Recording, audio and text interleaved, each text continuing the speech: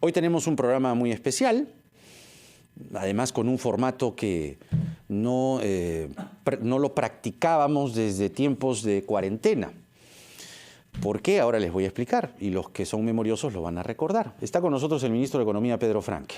Muy buenas tardes, ministro. Qué gusto. Encantado, Jaime. Un gusto estar por acá con ustedes. Y el formato al que me refería es al siguiente, que este primer bloque vamos a hacer el formato tradicional de preguntas y respuestas, evidentemente referido al paquete de facultades legislativas en materia tributaria, que tiene una ruma de controversias y de respaldos también, y de también críticas. Y los siguientes bloques van a preguntar ustedes. Yo voy a ser simplemente un árbitro, un intermediario. A el 212-4100, 212-7165. El señor taxista que me ha traído hoy, José, también me ha hecho unas preguntas, así que las tengo guardadas.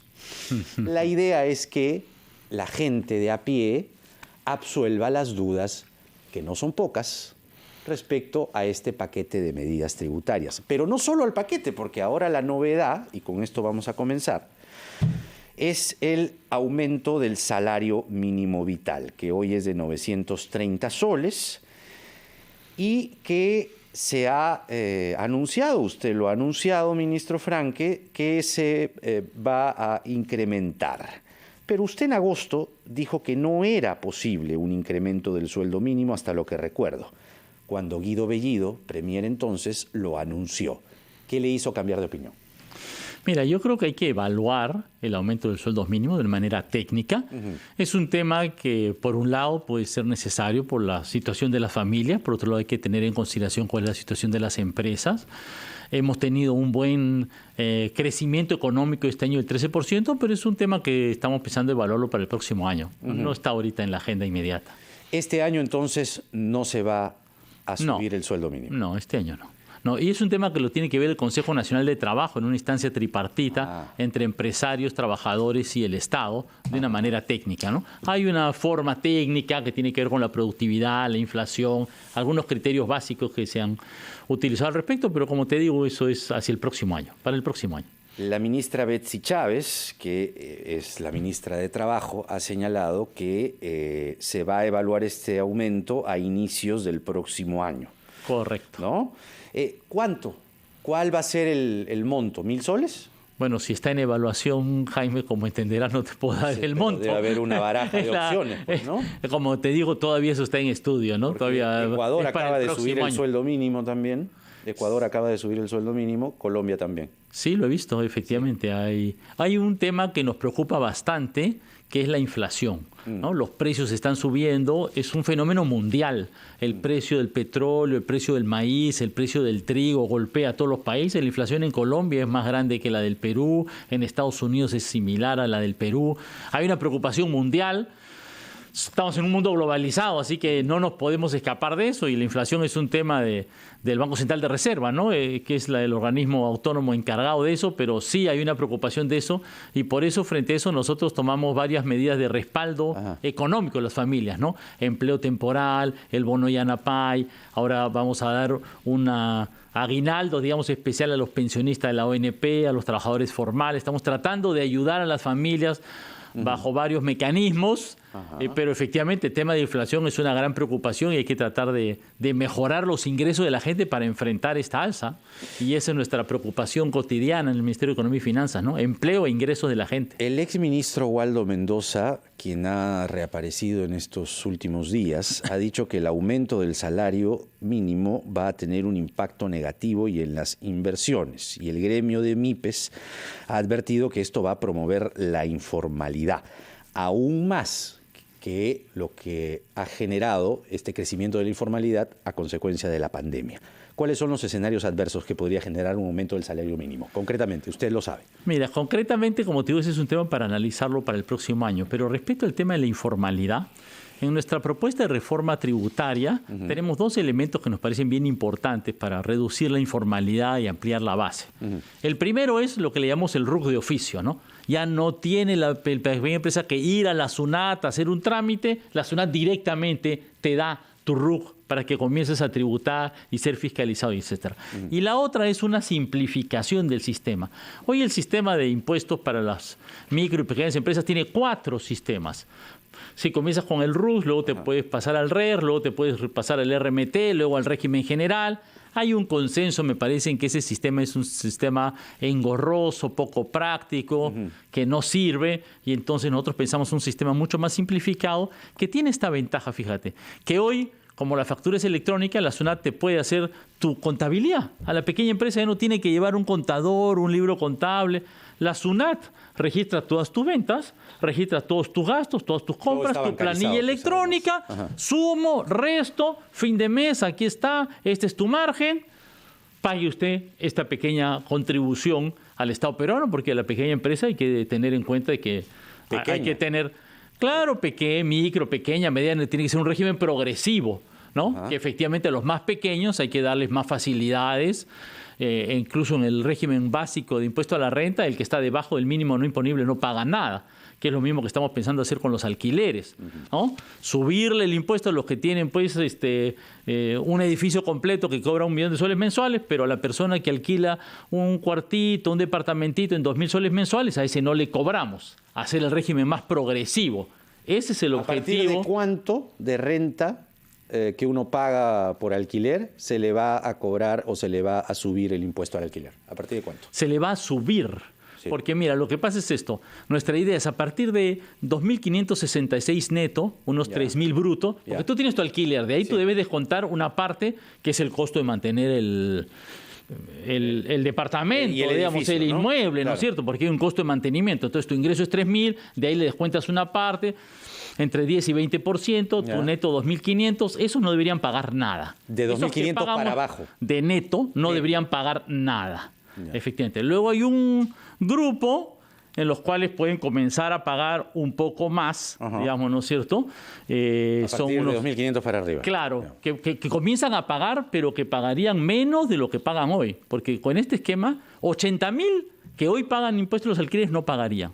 Otros 33.000 van a pagar menos. ¿Por qué? Porque se paga sobre el adicional al mínimo. ¿Me explico? Ese es el régimen general de los impuestos a la renta, funcionan así, ¿no?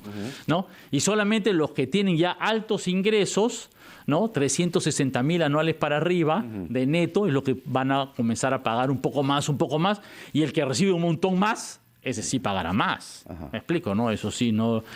Hablando de ingresos. El 0,5% de la población estaría pagando más. 0,5% de la población. Así es. Se estaría pagando más en este esquema. Hablando de ingresos y los ingresos, digamos, que recibe el fisco, recibe el Estado, Cerro Lindo, mina subterránea con mayor capacidad de producción en el Perú, suspende operaciones tras bloqueo ilegal y pone en riesgo la refinería de Cajamarquilla. Esto le debe estar preocupando a usted, sobre todo porque en el sector minero ya las antenas, las alarmas están encendidas hace tiempo. Esto tiene asidero. Por supuesto, tenemos un problema de conflicto. Sí nos preocupa, y otros conflictos. Y lo que hay que reconocer es que tenemos un problema estructural de conflictos mineros y de relaciones de la minería con las comunidades, que el Estado no ha sabido resolver. Y parte de nuestra propuesta está orientada a mejorar esto. ¿Por qué? Le pedimos a las mineras que contribuyan un poco más. El Fondo Monetario Internacional nos ha dicho, sí, le podemos subir hasta 4 puntos más sin perder competitividad. Ya nos compararon con todos los países del mundo, nos dijeron, puede subir un poco. Ese poco, incluso más, nosotros decimos, las empresas mineras podrían hacer lo que se llama obras por impuestos. En vez de pagar al Estado, ponle agua potable, asfalta la pista, mejora el colegio, dale tablets a los chicos, haz un hospital. Lo hacen, pero no la mayoría, ¿no? Lo hacen, por supuesto, sí. Este año estamos con 608 millones de soles, me parece, de obras por impuestos. Pero se podría hacer mucho más. Y es verdad, yo entiendo, por ejemplo, en la zona de Las Bambas, que hay conflicto. Chumbivilca se queja, no tienen un hospital. No existe. En la capital de Chumbivilca, que es Santo Tomás, no existe un hospital. Queremos dar un hospital, pero necesitamos los recursos presupuestales, y se lo hace el sector privado, posiblemente lo pueda hacer más rápidamente. Entonces sería un buen mecanismo. ¿Me explico? En Cotabambas, la otra zona de Las Bambas, también zona pues donde ha habido bastante conflicto, tampoco hay un hospital. Cuesta 100 y tantos millones de soles. Necesitamos presupuesto. Bueno, nuestra propuesta es decirle a la empresa minera, mira, tú ahora tienes ganancias grandes, el cobre está alto, Tú mismo haz la obra.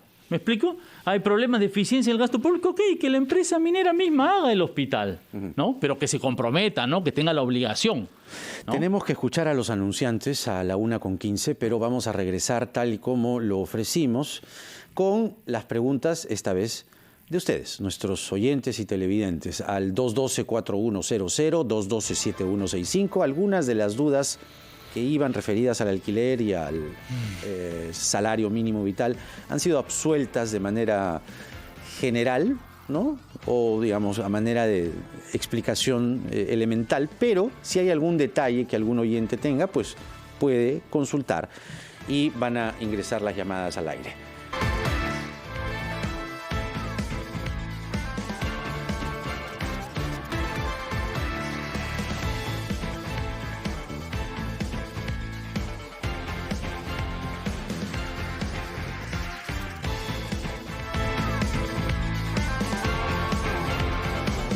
La 1:00 con 19 minutos, estamos en la rotativa del aire hoy martes 14 de diciembre del 2021. Mi nombre es Jaime Chincha y los acompaño hasta las 3 por RPP, la voz de todo el Perú. Hoy estamos junto al ministro de Economía, Pedro Franque, disipando algunas de las dudas, válidos temores en algunos casos, respecto a, primero, el paquete de medidas legislativas que el gobierno pretende solicitar y que se le otorguen desde el Congreso de la República. A la mañana estuvo aquí Carlos Anderson, que es muy crítico de ustedes y lo hace con conocimiento. Él sabe, es economista, en fin, conoce la situación o tiene un punto de vista ilustrado. Él dice que ni de a vainas les va a dar las facultades porque primero ustedes no generan confianza, que el gobierno de Pedro Castillo no genera confianza, que la incertidumbre económica es tremenda y que no se ha pedido, no se ha solicitado en años, él no lo recuerda, paquetes de medidas para legislar en materia tributaria, en materia de impuestos. ¿Cómo van a sortear ustedes esa muralla que tienen en el Parlamento? Porque no es solamente Anderson, las bancadas de derecha no le quieren dar las facultades a ustedes. Mira, justo aquí tengo una lista de cuántas veces se ha pedido facultades en materia tributaria en los últimos años. 16 veces. En el 2016 se pidió facultades tributarias en diciembre, se otorgaron. En julio del 2018 se pidieron facultades tributarias, se otorgaron. Aquí tengo la lista. El 2003 se otorgaron, el 2006 se otorgaron, el 2012 se otorgaron. Todos los gobiernos anteriores han pedido facultades tributarias y facultades delegadas y se les han otorgado. Entonces, esa es la realidad. Yo entiendo que hay gente que, bueno, desconfía, ¿no? El señor Anderson cree que este gabinete no debería ser este gabinete porque él votó en contra. Entonces, él está en contra de este gabinete y entiendo que él no desee. Pero fíjate, hay este dato que a mí me parece bien importante que estoy repitiendo. Tú eres un inversionista mundial, internacional. Imagínate, tú manejas un fondo de pensiones mundial por millones de dólares y vas a decidir a qué país le prestas dinero. El Perú es el país que es considerado menos riesgoso al que se le presta plata a la tasa más baja, 2.6% anual, que es bien baja. Chile, Colombia, Ecuador, México, Brasil, Argentina, todos países con mayor peso económico tienen que pagar tasas más altas porque la desconfianza, la consideración de riesgo del mercado mundial es mayor que en el Perú. Entonces, y eso es la voz del mercado. En este momento, 1:22, perdón, ministro, tenemos que interrumpir la entrevista porque desde Chiclayo llega una noticia de último minuto. La justicia ordena la libertad de Edwin Oviedo, quien fuese presidente de la Federación Peruana de Fútbol, que además estuvo implicado en el caso Cuellos Blancos del puerto y además de mafias en el norte de nuestro país. Hasta allá nos vamos, hasta Chiclayo. Henry Urpeque despacha en directo. Repetimos, la justicia ordena la libertad de Edwin Oviedo. El desarrollo de la noticia a continuación. Henry, escuchamos. Buenas tardes.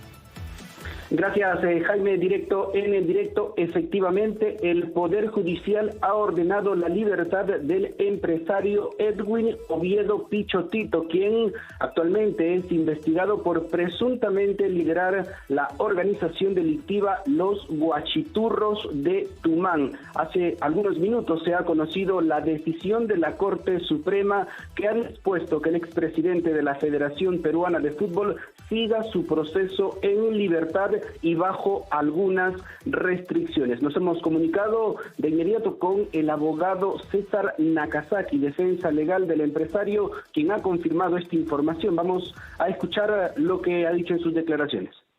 Corte Suprema reconoce que fue ilegal la suspensión, entonces está ordenando la libertad y dictando una medida de comparecencia con restricciones para que se enfrenten los procesos, ¿no? Ya en las etapas de juicio. Claro, él cumplía arresto domiciliario, ¿verdad? Es correcto, es correcto. ¿Y desde cuándo surgiría Se ya? llama detención domiciliaria. Correcto. Se llama detención domiciliaria. ¿Y desde cuándo empezaría ya a surgir efecto esta orden del Poder Judicial para que se deje en libertad al señor Edwin Oviedo? Una vez que se ejecute, ¿no? Una vez que se ejecute, hay unos trámites todavía que hay que cumplir. Debe ser en los próximos días, ¿no? Los próximos días. Para que afronte su proceso en libertad, ¿verdad?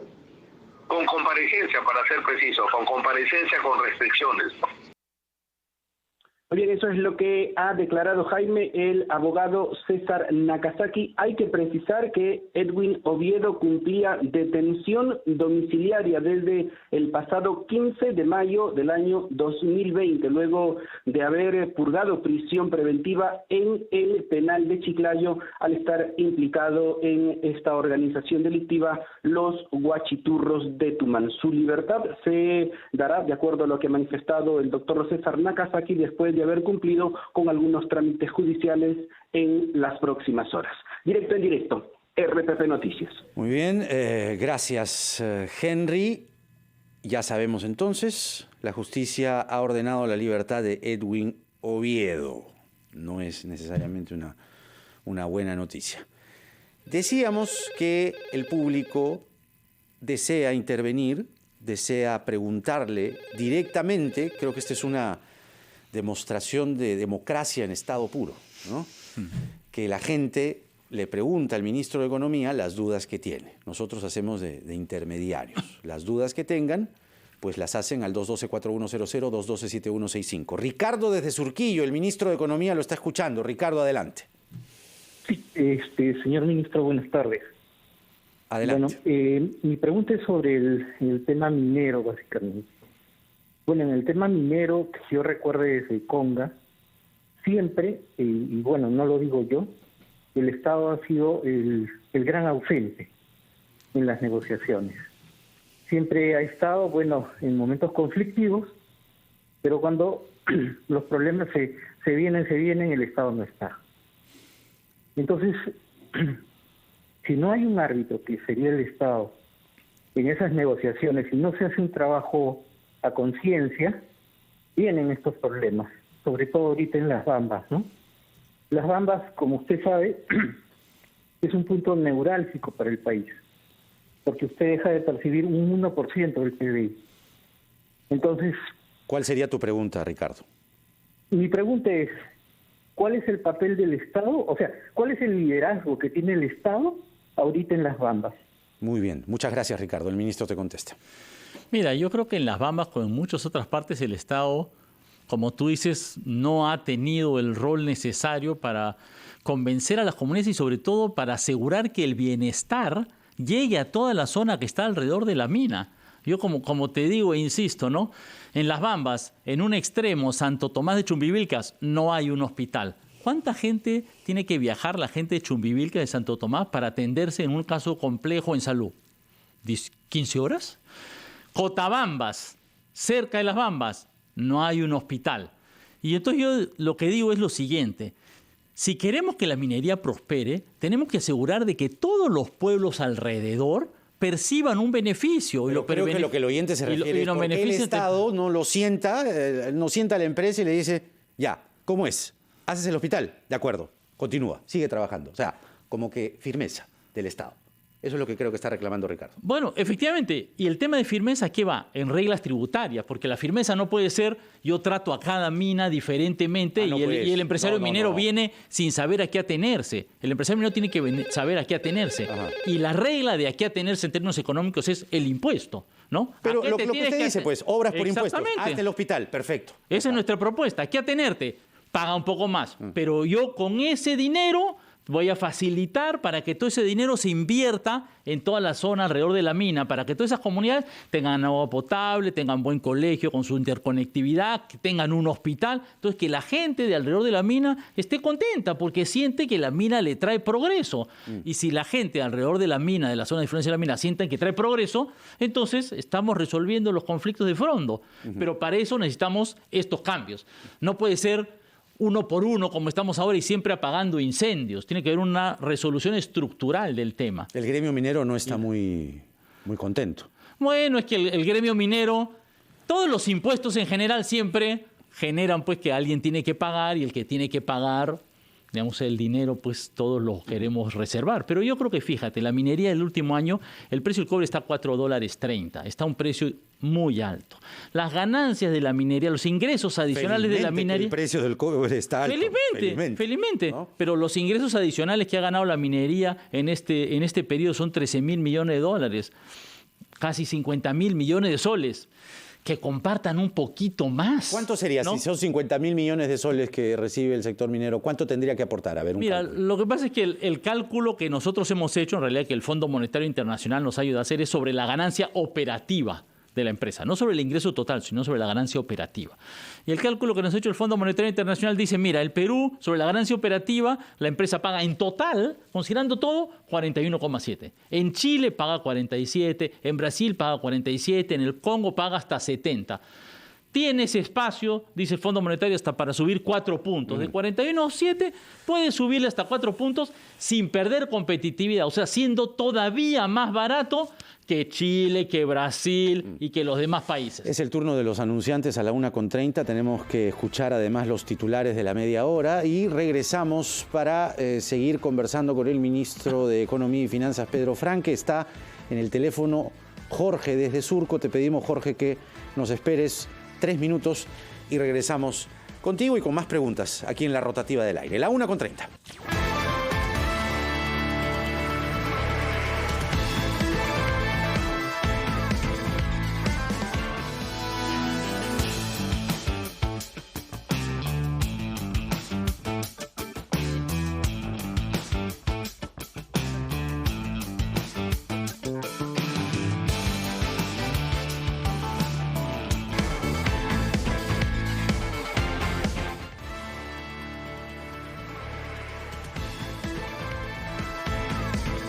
La 1:37 p.m, estamos en la rotativa del aire, hoy martes 14 de diciembre del 2021. Mi nombre es Jaime Chincha y los acompaño hasta las 3 por RPP, la voz de todo el Perú. Nos acompaña en esta última parte de la entrevista el ministro de Economía, Pedro Franque, quien está respondiendo las preguntas de nuestro público. Ya hicimos la primera parte de preguntas y respuestas, pero creemos necesario volver a traer este formato que se implementó en la cuarentena para que la gente absuelva sus dudas respecto al paquete de medidas legislativas, impuestos, ¿no? ¿Se van a pagar más impuestos o no se van a pagar más impuestos? ¿O quiénes van a pagar más impuestos y quiénes no?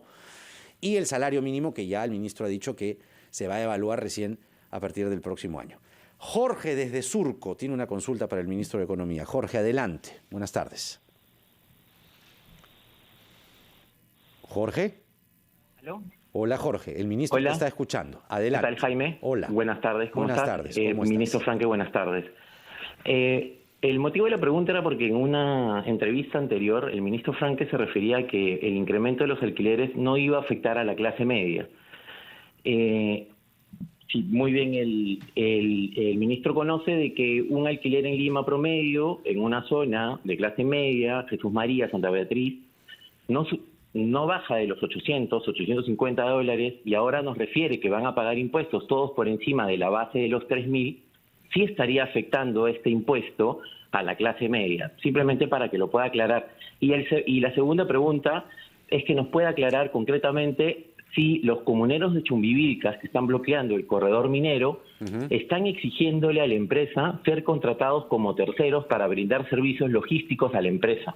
Una comunidad que está bloqueando esta carretera tiene la capacidad, según ellos, en tener 40 o más de 40 unidades de transporte para trasladar el mineral. Que nos aclare eso, nada más. Jaime, muchas gracias. Gracias a ti, Jorge. El ministro te va a responder. Adelante. Fíjese, muchas gracias por la pregunta. En el caso de los alquileres, imaginemos que el alquiler tú dijiste $850, digamos que son 3.400 soles. Bajo el nuevo sistema solo se paga por el exceso de los 3.000, digamos, entonces solo pagas por los 400. Si se pagara una tasa, digamos, de 8%, que es lo que se paga en el impuesto a la renta, esto es hipotético porque la cifra, todavía estamos ajustando el porcentaje, pagaría 32 soles. En cambio, en el momento actual, esa persona está pagando 170 soles. Entonces, en el caso que tú me dices, ese alquiler, el que alquila pagaba 170 soles y ahora va a tener que pagar 32 soles. Entonces, y estamos hablando de la persona que alquila, me explico, del dueño del inmueble, ¿no? Ahora entiendo que el dueño de un inmueble que gana, pues, digamos, en este caso 3.400 soles mensuales, digamos, podemos considerarlo clase media, ¿no? Efectivamente es un ingreso que no es tan grande. Va a pagar menos que lo que paga ahora.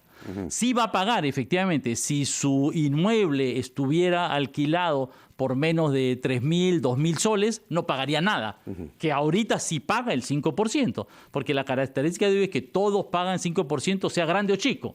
El nuevo sistema sería, si es bajo, pagas nada o poco, y si efectivamente tienes un edificio muy grande, pagas grande.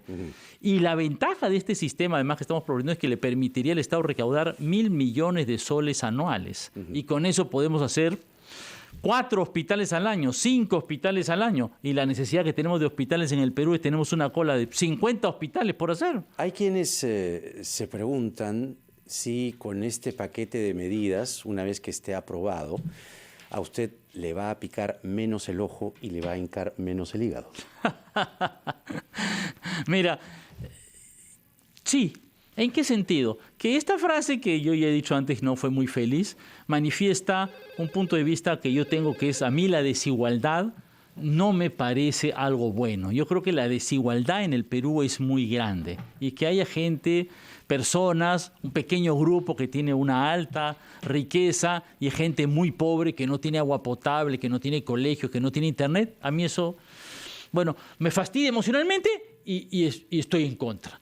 ¿Y esta medida busca reducir las desigualdades en el Perú? Sí, sobre todo, efectivamente, cobrando un poco más de impuestos a los que hoy tienen una situación privilegiada, digamos, ¿cierto? La minería, que por una condición especial internacional están ganando bastante dinero. Y enhorabuena, ¿no? Por supuesto, pero la cuestión es que nos permitan ayudar a que no haya que ese hospital de Chumbivilca se construya. Exactamente, que el niñito tenga su tablet con internet y no sin internet, ¿no? Que haya agua potable en el pueblo. Eso es lo que nos parece sustancial. Leo desde Juliaca tiene una consulta para el ministro Franque. Leo, adelante. Buenas tardes.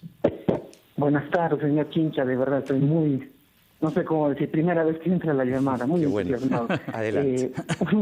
Un saludo aquí también al ministro, a usted. Y yo quería hacer una pregunta puntual. ¿Por qué no empezar con gestos? Cuando vino el señor Castillo acá, él dijo, yo sé que eso no representa pues el monumento grande de dinero, nada, pero es un gesto. Él dijo, se acabaron las planillas doradas. Mis congresistas, mis ministros van a ganar la mitad del sueldo. Yo voy a trabajar con el sueldo de profesor. Se acabaron las planillas doradas. Acá en Juliaca eso dijo. ¿Por qué no dar esos pequeños gestos primero? Demostrarle de que todos, cuando llueve, todo se moja. A mí me parece que hay que empezar por eso. Y bueno, no sé si esté bien hecha o mal formulada mi pregunta, pero es mi parecer, es mi opinión. Muchas gracias. Gracias a ti, Leo. El ministro te va a contestar en este momento. Leo, muchas gracias por tu pregunta. Que viene el hilo de la pregunta anterior, ¿eh? Que probablemente a Leo le pique el ojo también. Viene del hilo de la pregunta anterior y retomo la pregunta anterior. Yo creo que efectivamente hace falta muchos más gestos y seguramente en este caso hay mucho más por hacer. Y yo particularmente sí he compartido en algún momento en público la idea de que yo creo que los ministros podríamos ganar menos. ¿Cuánto menos? Pero yo pensaba en la mitad. Yo pensaba la mitad. Usted recibiría la mitad sin problema. Yo pensaba la mitad. Ahora, ¿dónde está la gran concentración Pero usted es de el los ministro de beneficios? Economía, usted lo puede proponer. ¿Dónde está la gran concentración de la riqueza? ¿No? Claro, ese es un gesto, pero los economistas trabajamos pues con las cifras, ¿no? Y estamos hablando de 10.000 soles versus 50.000 millones, que son los ingresos extraordinarios de la minería. No sé si la proporción se entiende. Yo sé que a veces los números son tan grandes que es difícil de entender, pero 50.000 millones de soles de ingresos adicionales de la minería, eso es pues 1 millón de personas ganando 50.000 soles. 1 millón de personas ganando 50.000 soles. Ahí ya no le hinca el hígado, ahí le da cirrosis. Muy lejos, ¿no? Claro. Entonces hay aquí una eficacia, digamos, que hay que tener en cuenta que me parece importante. Mercedes desde Salamanca tiene una consulta. Mercedes, adelante, buenas tardes. Buenas tardes, señor ministro. Adelante, Mercedes. Buenas tardes, señor ministro. Yo quería preguntarle sobre la desigualdad entre la clase media y la clase pobre. Esa es su consulta, la desigualdad. Ustedes siempre hacen los programas para la gente que no tiene dinero. Ajá. Y cada vez que yo quiero algo, yo vivo en Salamanca. Yo no tengo un sueldo. Yo salgo a vender chicha, a vender tortas. Y hay veces no tengo plata y cuando quiero que el gobierno me ayude, ayuda a Huaycán, ayuda a Vitarte, ayuda a otros sitios, pero Salamanca es rica. Pero en la Salamanca rica, así como yo, hay mucha gente que es pobre. Si hay un documento de identidad que tienen todos, ¿por qué solamente hay distritos y hay zonas que son pobres y las zonas ricas? En Miraflores también puede haber un pobre. Sin ¿Y duda. por qué no lo ayudan? ¿Por qué hablan de la minería? ¿Por qué hablan de la minería si todavía no pueden gastar la plata del canon que hay ahí? ¿Y por qué malogran a la gente? Si ustedes quieren meterse con la minería, primero utilicen la plata del canon. ¿O qué quiere decir? ¿Que de repente esa plata se utiliza para otra cosa, por eso no la usan? Podría ser, pero gracias, Mercedes. Creo que la pregunta tiene un alto contenido, además de sinceridad. Le vamos a pedir al ministro 2 minutos porque tenemos que ir a nuestros anunciantes. Creo que además la pregunta, con la carga emotiva que tiene, agradeciéndote muchísimo, Mercedes, por tu sinceridad y por tu llamada, creo que es la voz de muchos peruanos en este momento. Y el ministro Franque va a contestar en 2 minutos. 1:47.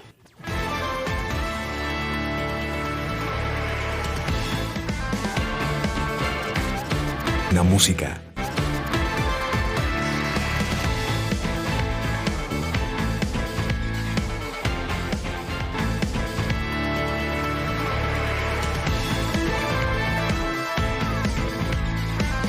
La 1:51 de la tarde, estamos en la rotativa del aire. Hoy es martes 14 de diciembre del 2021. Mi nombre es Jaime Chincha y los acompaño hasta las 3. Estamos con el ministro de Economía, Pedro Franque, quien va a responder una pregunta con una poderosa carga emotiva que señalaba Mercedes de Salamanca que solamente el Estado, de lo que ella recuerda, o los gobiernos sucesivamente, ella recordaba que solo iban a zonas deprimidas, Huaycán, etcétera, etcétera, y se refirió a que se gastan en otra cosa el canon, o creo que el fraseo correcto sería no saber gastar o no usar todo el presupuesto o todo el canon. Creo que la pregunta iba un poco por allí.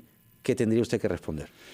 Mira, Mercedes, me duele tu situación y la de muchos peruanos, ¿no? Yo no podría decir que le entiendo, porque la verdad es que yo nunca he vivido una situación tan dura, pero a mí sí me afecta emocionalmente y entiendo que muchos peruanos hemos vivido y estamos viviendo una situación muy difícil. Y tú tienes toda la razón en el sentido de que esto sucede en muchas partes y puede suceder en Salamanca y puede suceder en Miraflores, y conozco casos como esos, ¿no? He tenido cercanía con casos como esos. Y la verdad es que el Estado peruano tiene una serie de falencias desde hace mucho tiempo. Una de esas falencias es precisamente tener muy mala información y muy poco conocimiento de la real situación de las familias peruanas en los distintos lugares del Perú. Se intentó, no sé si se acuerdas al comienzo de la pandemia, un bono focalizado, y la verdad es que nuestro sistema llamado de focalización, o este sistema que escoge y dice quiénes son pobres y quiénes son los pobres, es bastante deficiente. Y hoy nos urge tener un nuevo barrido de información porque la pandemia ha empobrecido a un montón de gente y la situación ha cambiado para muchísimas familias por muchas razones. Pero hay un problema estructural que quisiera agregar a la interrogante de Mercedes, que es las regiones y los gobiernos locales no gastan o no saben gastar realmente y de manera focalizada su presupuesto. ¿Eso ha mejorado? Mira, yo creo que hay deficiencias en los gobiernos regionales, locales y el gobierno nacional. Y el gobierno nacional. En el gobierno nacional también. Y yo soy parte del gobierno nacional y no quiero sacar el cuerpo de una realidad. Esta realidad, a mi juicio, nosotros pensamos que tenemos dos maneras de enfrentarla, ¿no? Una, como ministro de Economía tengo que decirlo claramente, bueno, parte del problema es de presupuesto. O sea, parte del problema es que faltan recursos, falta dinero para poder efectivamente tener más vaso de leche, tener más alimentos, llegar a más gente, que la ayuda sea mucho más amplia. Este semestre, este gobierno, hemos hecho el esfuerzo del bono Yanapay a 13,5 millones de personas, de un esfuerzo adicional para los pensionistas, pero de que el dinero falta. Ya, pero hay otros gobiernos locales que hacen piscina donde no hay agua potable. Eso es un sinsentido. Y hay otro tema de eficiencia del gasto también. Y para eso tenemos que hacer un gran esfuerzo para mejorar la gerencia, la gestión en los gobiernos regionales, en los gobiernos locales y en el gobierno nacional. Yo no creo que el gobierno nacional ni esta gestión esté exenta de ese problema. Y para eso necesitamos una reforma del servicio civil, necesitamos tener sistemas de información mucho más potentes, mucho más actualizados, mucho más útiles. Y creo que también necesitamos un funcionariado público, unos empleados públicos que tengan mucho más respeto, mucho más consideración por la población. Yo creo que también muchas veces en distintos sectores hay una cierta, no sé cómo llamarlo, ¿no? Distancia. Todavía existe el doctor Chantada. De la realidad. Es el sketch de Alex Valle y Fernando Farrés. De la realidad de la gente, ¿no? Poner ese esfuerzo extra que la gente necesita. Pero en este momento, nosotros estamos en este esfuerzo de delegación de facultades y ahí tenemos dos elementos, ¿no? Uno, lograr tener más recursos de los que más tienen, porque sí hace falta más presupuesto. Donde quiera que vayas, como te digo, hospitales, colegios, alimentos, ayuda para las madres, etcétera, en todos lados yo lo veo falta presupuesto. Y lo otro, sí tenemos unas medidas propuestas para mejorar, sobre todo la gestión de las inversiones, que creo que es un tema que mencionaba también respecto del canon, porque sí es un problema de que la ley de contrataciones, la forma de hacer obra pública es muy engorrosa, termina en laudos arbitrales, obras paralizadas, y tenemos que tener un sistema que modernice la forma de hacer inversiones. Ahora estamos recurriendo a gobiernos extranjeros. De gobierno a gobierno. Es una solución el gobierno a gobierno, pero deberíamos poder hacerlo nosotros, ¿no? Y hoy hay una serie de mecanismos más modernos de gestión de proyectos con todos los avances de la informática que tenemos que poder implementar en el Estado peruano y que todavía nuestra ley de contrataciones es un poco rígida, se queda un poco atrás. Tenemos que modernizar nuestras leyes y nuestras legislaciones. Pero eso parece hasta una tara, ¿no? Porque tienen que venir los británicos para poder hacer las obras de los Juegos Panamericanos. Da vergüenza. A mí me da vergüenza. Y los franceses van a hacer la carretera central y los franceses están haciendo el Hospital Lorena el Cusco, y posible en otro. Y para mí es un parche. A veces los parches son necesarios. Sí, paliativos, temporales. Tenemos tantas deficiencias que, agarremos en lo inmediato, en la urgencia, lo que tenemos a mano. Pero sí tenemos que crear una capacidad institucional del Estado peruano mucho más fuerte. Y eso requiere presupuesto y requiere un esfuerzo de construcción institucional, de capacidad, de dotarnos de sistemas administrativos y leyes más sencillas, porque también es verdad que los procedimientos administrativos en el Estado, y yo los sufro en el MEF, son ¿no? A veces para sacar una autorización hay que pasar de la oficina A a la oficina B, a la oficina C, que la ley, que el decreto, que el no sé cuánto, que no sé qué, para poder sacar un pequeño presupuesto, una pequeña obra, es un tema excesivamente engorroso. ¿Qué mensaje le daría usted finalmente al inversionista nacional y extranjero? ¿Por qué? Porque eso, digamos, es innegable.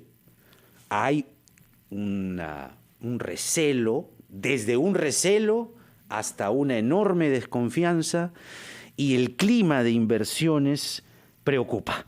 La proyección de crecimiento del próximo año dice que es de 3, pero no es solamente eso, es generar confianza al inversionista.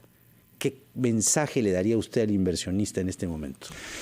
Mira, hemos reiterado con el presidente Castillo, con la Premier, yo mismo, de que va a haber total respeto a la propiedad privada, total respeto a los ahorros privados, que se va a respetar la seguridad jurídica. Estamos discutiendo estos cambios tributarios abiertamente, precisamente para que las reglas quedan claras y ya nadie piensa que en el futuro un inversionista minero le vamos a subir los impuestos en el futuro. No, queremos resolver las cosas ahora.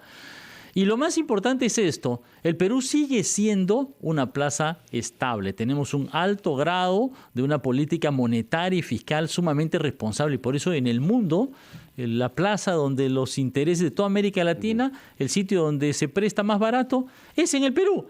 Ahora, también diría, pensemos en el Perú. Este es un esfuerzo colectivo.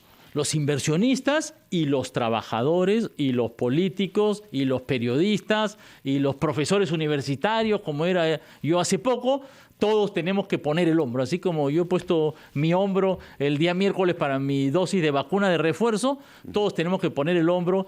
Y por eso en este esfuerzo de la Delegación de Facultades nosotros insistimos, hay que concertar, ¿no? El buscar esto es para que nuestros hijos puedan tener un hospital, para que mis nietos, que ojalá lleguen algún día, puedan tener un centro de salud bien equipado, para que haya un colegio público que realmente sea de alta calidad como tienen otros países. Finalmente, aquí estamos pensando en el futuro, ¿no? Sí, tenemos que irnos y pensando en el futuro inmediato. Hay una pregunta que es inevitable: el precio de los productos. El gobierno no controla precios, pero sí la gente dice, ¿qué está pasando?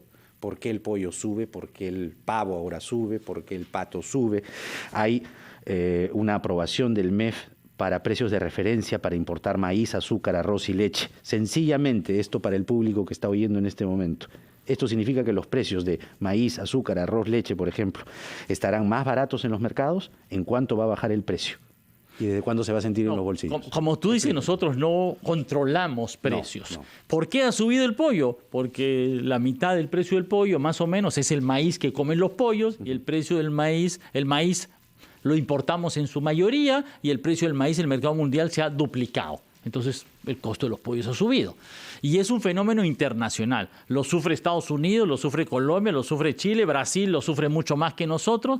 Lamentablemente, parece que después de la pandemia se ha generado este problema de abastecimientos a nivel internacional. Pero también el factor incertidumbre política pone de lo suyo.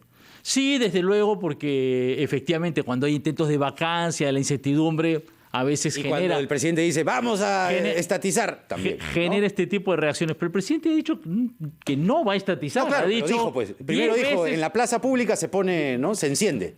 ¿Se acuerda cuando era candidato? Dice, ha dicho 10 veces que vamos a respetar la propiedad privada. El presidente, el presidente ha dicho varias veces que se va a respetar la propiedad. Camisea dijo en un momento, se le escapó, ¿no? Nacionalizar o estatizar. Pero luego hemos explicado que hay un tema de renegociación de contratos, que en una serie de cosas se puede mejorar y se ha renegociado antes. Entonces, yo creo que más bien la visión que hay de los inversionistas internacionales es que el Perú tiene una situación política un poco compleja, conflictiva, lo vemos todos los días en los titulares, pero que el rumbo económico y las bases del desarrollo institucional están ahí, ¿no?